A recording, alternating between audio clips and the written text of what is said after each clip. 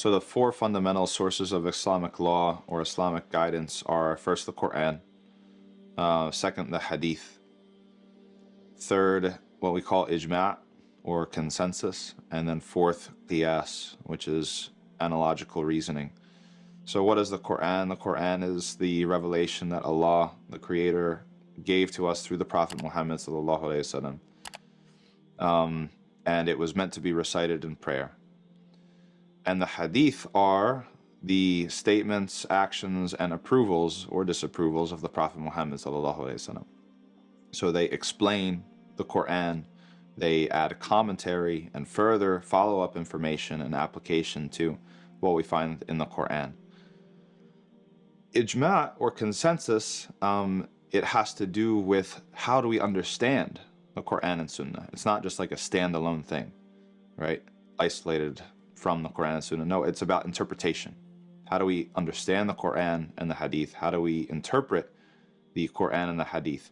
If all of the scholars, because it's not just consensus of every single Muslim, if all of the qualified, religiously learned people of a certain time period agree on an interpretation or agree on a way to understand part of the Quran or the Sunnah, then that becomes binding. That becomes obligatory for us to follow.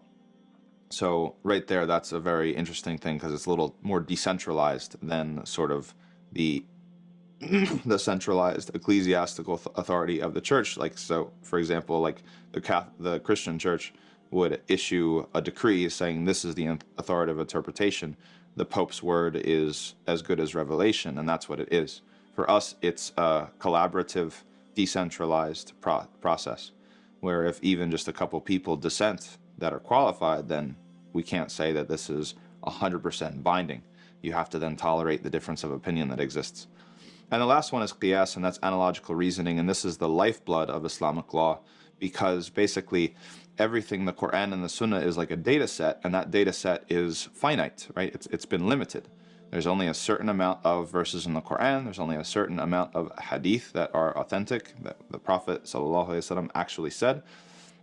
And then how do we take something that's finite and extrapolate it and make it apply to an infinite amount of situations that might come up?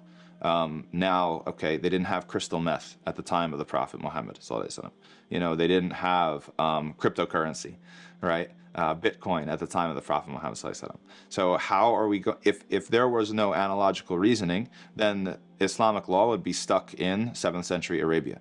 It wouldn't be able to accommodate or have commentary or make sense of the things that have developed or have come around since then. So analogical reasoning allows us to use that finite data set and extract the principles from it and extrapolate the reasoning from it and liken it to things that come down the pipeline and affect us today.